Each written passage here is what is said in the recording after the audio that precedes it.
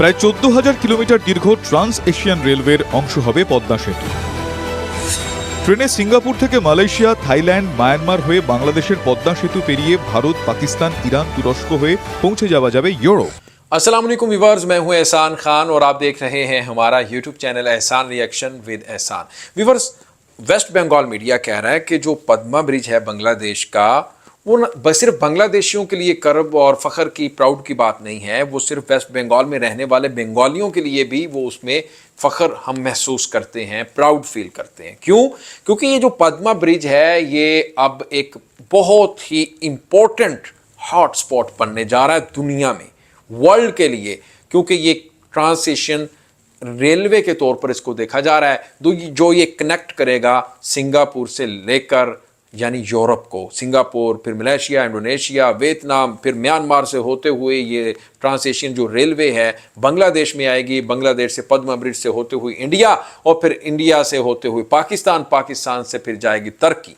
यानी इस तरह से उन्होंने इसका नक्शा जो मैप है वो खींचा है, इसीलिए उनको ट्रांस एशियन रेलवे का नाम भी दिया है। उन्होंने कहा ये पद्मा जो ब्रिज है ये वर्ल्ड के लिए बहुत ही इंपॉर्टेंट हॉटस्पॉट है। ये सिर्फ बांग्लादेशियों के लिए नहीं है पद्मा ब्रिज, ये सिर्फ इंडियंस के लिए नहीं। हाँ, उन्होंने ये भी कह दिया है कि ये हिंदुस्तान के लिए भी बहुत बड़ा माइलस्टोन है पद्मा ब्रिज। रेलवे, जो पद्मा ब्रिज का जो रेलवे बन रहा है उसकी भी बात कर रहे हैं। यानी अब जो कलकत्ता से, ढाका से जो कलकत्ता का जो डिस्टेंस है, जो फासला है, वो लगभग व्यूअर्स बनता है 1400 किलोमीटर।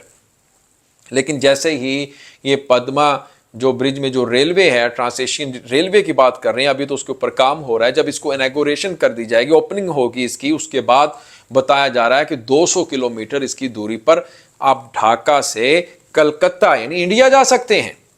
देखें कितनी बड़ी ये मैं कहता हूं सक्सेस है। इसीलिए वो कह रहे हैं कि ये किस तरह से दुनिया को आपस में ये जोड़ेगा, ये पद्मा ब्रिज। यानी पद्मा ब्रिज की अहमियत देखें, पहले तो इन्होंने व्हीकल्स के लिए ओपन किया, किस तरह से दुनिया में सबसे ज़्यादा बड़ा जो ब्रिज है वो ये ऐसा ब्रिज जिसके बारे में वर्ल्ड बैंक ने कह दिया था कि ये बांग्लादेशी नहीं बना सकते। जायका ने कह दिया था ये हम इनको फंड ही नहीं करेंगे, वर्ल्ड बैंक ने कहा कि हम इनको मदद ही नहीं करेंगे, हम इनकी इमदाद नहीं करेंगे, फंड नहीं करेंगे, ये खुद से कैसे बना पाएंगे। यानी एलिगेशन लगाकर छोड़ दिया। फिर बांग्लादेशी एक नेशन है ना, इसीलिए मैं बार बार कहता हूं वो कौम है, वो जात पात नहीं है, वो कोई अलग से कबीले नहीं है। तो उन्होंने फिर वो साबित भी किया, दुनिया को बताया, दिखाया और उनको बनाकर सरप्राइज किया। आज वही Padma bridge, Padma railway, trans Asian railway, इसीलिए उसको कहा जा रहा है कि वो यूरोप को कनेक्ट करेगी, यानी सिंगापुर को यूरोप से कनेक्ट करेगी। किस तरह से इंडोनेशिया, मलेशिया, फिर आप देखें कि वियतनाम, फिर म्यांमार, फिर बांग्लादेश, और बांग्लादेश से होती हुई हिंदुस्तान, और हिंदुस्तान से व्यूअर्स पाकिस्तान। देखें ना ये रूट, ये मैप तो बताया जा रहा है ना। अगर हालात जिंदगी भर हमेशा एक जैसे तो नहीं होते, पाकिस्तान और इंडिया के हालात भी इंशाल्लाह हम उम्मीद करते हैं, जो रिलेशंस हैं, जो रिश्ता है, एक दिन बेहतर होगा। और जब बेहतर होगा तो फिर ये जो नक्शा खींचा गया है, यानी मेन जो हॉटस्पॉट है वो बांग्लादेश है, जो मेन शाहरा है वो पद्मा ब्रिज है, पद्मा रेलवे है, उसका जो ब्रिज बनाया जा रहा है, वहां से होते हुए आप किस तरह से यूरोप में जाएंगे और फिर साउथ एशिया का एक चक्कर लगाएंगे। बड़ी खूबसूरत नक्शा खींचा है वेस्ट बंगाल मीडिया ने, इंडियन मीडिया, ये मैं नहीं कह रहा बल्कि इंडियन मीडिया कह रहा है, हिंदुस्तानी मीडिया इसके ऊपर बात कर रहा है। तो मैं चाहता हूं कि पहले उनकी ये रिपोर्ट देख लें, वो मजीद इसके ऊपर क्या कहना चाहते हैं। आइए बढ़ते हैं इस रिपोर्ट की तरफ। रिपोर्ट की तरफ बढ़ने से कबल अगर अभी तक आपने हमारे यूट्यूब चैनल एहसान रिएक्शन को सब्सक्राइब नहीं किया, चैनल पर नए आए हैं, अभी अभी विजिट किया, तो प्लीज़ चैनल को जल्दी से सब्सक्राइब कर दें। मैं इसलिए कहता हूं कि मेरा और जो आपका राबता है इसी तरह बहाल रहे, और लेटेस्ट कोई भी न्यूज़ अपडेट्स मैं चैनल पर अगर अपलोड करता हूं, पब्लिक करता हूं, तो वो आपको फौरी मिले, बर वक्त मिले, ताकि फिर आप तक भी वो खबर फौरी आए। तो व्यूअर्स, चैनल को जिस तरह मैंने पहले भी कहा, अब भी कह रहा हूं कि सब्सक्राइब इसलिए कर लिया करें। लें जी, वीडियो देखते हैं, फिर उसके ऊपर हम बात करेंगे। 3, 2, 1 एंड क्यों। 1.5 ঘন্টায় কলকাতা থেকে তিব্বত, কলকাতা রানাঘাট, ডায়মন্ড হারবার, তিব্বত। সে তো ছিল সুকুমার রায়, হজবরলর, কাকেশ্বর, কুচকুচের বলা রুট। কিন্তু বাস্তবে বছর তিনেকের মধ্যে ঘন্টা চারেকে কলকাতা থেকে সিধে ঢাকা। এখনো খরচ প্রায় 30,000 কোটি বাংলাদেশি টাকা। রেললাইন সম্পূর্ণ হওয়ার পর খরচ বেড়ে হতে পারে 35,000 কোটি টাকা। সম্পূর্ণ খরচ বহন করেছে বাংলাদেশ সরকার। বাংলাদেশের কৃতিত্বে বাঙালি হিসেবে গর্ব হওয়াই স্বাভাবিক। পদ্মা সেতু এপারের মানুষের কাছেও উপহার। এখন ট্রেনে কলকাতা থেকে গেদে, তারপর সীমান্ত পেরিয়ে দর্শনা, সেখান থেকে ঢাকা পৌঁছতে হয়। এই প্রায় 530 কিলোমিটার দূরত্ব পেরোতে সময় লাগে প্রায় 10 ঘন্টা। বছর তিনেক বাদে রেললাইন তৈরি হয়ে গেলে কলকাতা স্টেশন থেকে বনগা জংশন, হরিদাসপুর সীমান্ত দিয়ে বেনাপোল হয়ে যশোর, নড়াইল, ফরিদপুরের ভাঙা হয়ে ঢাকা পৌঁছবে ট্রেন। প্রায় 251 কিলোমিটার রাস্তা যেতে লাগবে ঘন্টা চারেক। এখন ট্রেনে আগরতলা থেকে কলকাতা যেতে সময় লাগে 30 ঘন্টারও বেশি।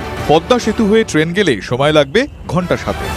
নতুন রুটে বাসেও কলকাতা থেকে ঢাকা যাওয়ার সময় ঘন্টা 2 কমবে। প্রায় 14,000 কিলোমিটার দীর্ঘ ট্রান্স এশিয়ান রেলওয়ের অংশ হবে পদ্মা সেতু। ট্রেনে সিঙ্গাপুর থেকে মালয়েশিয়া, থাইল্যান্ড, মায়ানমার হয়ে বাংলাদেশের পদ্মা সেতু পেরিয়ে ভারত, পাকিস্তান, ইরান, তুরস্ক হয়ে পৌঁছে যাওয়া যাবে ইউরোপ। দক্ষিণাঞ্চল থেকে পদ্মা সেতুর মাধ্যমে এটা হবে এবং ভারতের কয়েক প্রান্তে এটা যাবে। ভারত থেকে এটা পাকিস্তান, সেন্ট্রাল এশিয়া হয়ে, ইরান, সেন্ট্রাল এশিয়া হয়ে, আফগানিস্তান হয়ে, তার্কি হয়ে এরপর ইউরোপের সাথে সংযুক্ত হবে। শুধু বাংলাদেশ নয়, এশিয়া তো বটেই, সারা দুনিয়ার ক্ষেত্রেই নতুন সম্ভাবনার দরজা খুলে দিল পদ্মা সেতু। पद्मा सेतु থেকে পিউ রায়, TV9। तो व्यूअर्स, आपने देखा कि TV9 बंगला की इस रिपोर्ट को हिंदुस्तान मीडिया का ये चैनल है। तो व्यूअर्स, किस तरह से वो बता रहे हैं कि पाकिस्तान, फिर ईरान, वहाँ से होते हुए टर्की, और फिर किस तरह से उन्होंने बताया कि जनाब ये सिंगापुर से इंडोनेशिया, मलेशिया, फिर वियतनाम, अपना म्यांमार, फिर बांग्लादेश, बांग्लादेश से इंडिया, फिर सेंट्रल एशिया। ये देखिए किस तरह से एक बड़ा, और लेकिन मेन जो उन्होंने पॉइंट बताया ना, वो हॉटस्पॉट जो बताया है ना, वो पद्मा ट्रांस एशियन जो रेलवे है वो ही है। और जिस आपको पहले भी मैंने बताया कि जो पद्मा ब्रिज जब बना तो इसमें बहुत ज़्यादा बांग्लादेश ने रेवेन्यू जनरेट कर लिया है टोल टैक्स की मद से। जी हाँ, टोल प्लाज़ा, टोल टैक्स की मदम से बांग्लादेश ने बहुत ज़्यादा यहाँ से रेवेन्यू जनरेट कर लिया है। लेकिन जब ये बन रहा था ना पद्मा ब्रिज, बहुत सारे मीडिया, स्पेशली हिंदुस्तानी मीडिया में बहुत सारे ऐसे चैनल्स हैं, उनके ऊपर ये रिपोर्ट चली थी कि बांग्लादेश इंडिया के उसके चाइना के ट्रैप में आ गया है। ये जो पद्मा ब्रिज बन रहा है ना, ये ठीक नहीं है, इनका पैसा ज़ाया हो जाएगा, ये वेस्ट हो जाएगी हर चीज़। लेकिन अब जब बना है, जब चालू हुआ है, तो अब देखें वो किस तरह से रेवेन्यू जनरेट कर रहा है। लगभग 900 करोड़ टका उन्होंने अर्न भी कर लिया है अभी 9 महीनों में। तो ये देखें ना कितनी बड़ी कामयाबी है बांग्लादेश की। तो व्यूअर्स, ये वीडियो आपको कैसी लगी, इसके बारे में आपने फीडबैक जरूर देना है। इंशाल्लाह नेक्स्ट वीडियो में आपके साथ एक बार फिर मुलाकात होगी। तब तक के लिए अल्लाह हाफिज़।